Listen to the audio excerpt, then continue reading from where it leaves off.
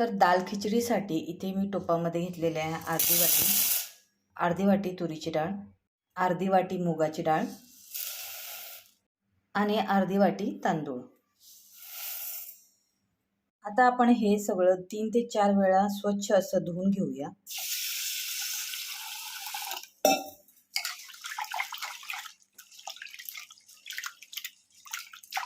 तांदूळ स्वच्छ धुवून घेतलेले आहेत. आता हे आपण असंच भिजत ठेवूया.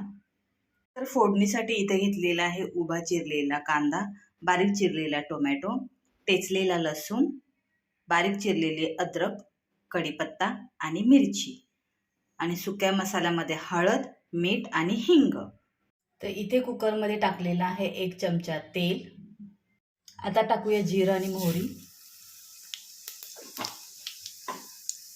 जिरं आणि मोहरी तडतडली की टाकूया कढीपत्ता, टाकूया हिंग,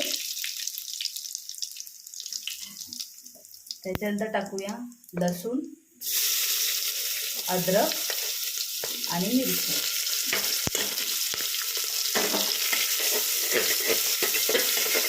हे परतून झाले की टाकूया कांदा.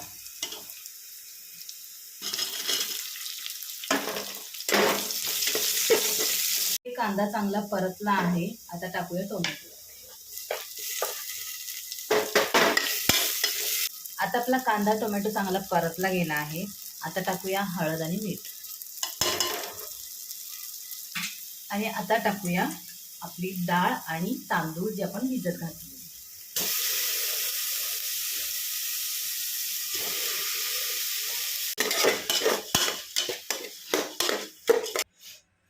आता टाकूया पाणी.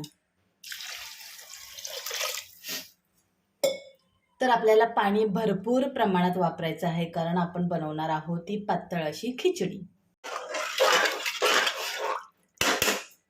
आता टाकूया कोथिंबीर. आता टाकूया चमचाभर तूप. आणि आता एक उकळी आली की आपण झाकण लावून घेऊया आणि 2 शिट्ट्यांमध्ये आपली ही दाल खिचडी तयार होईल.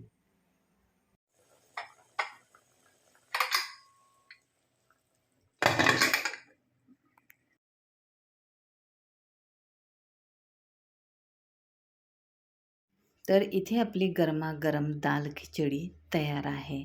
तर मी एकदम पातळ ठेवलेली आहे.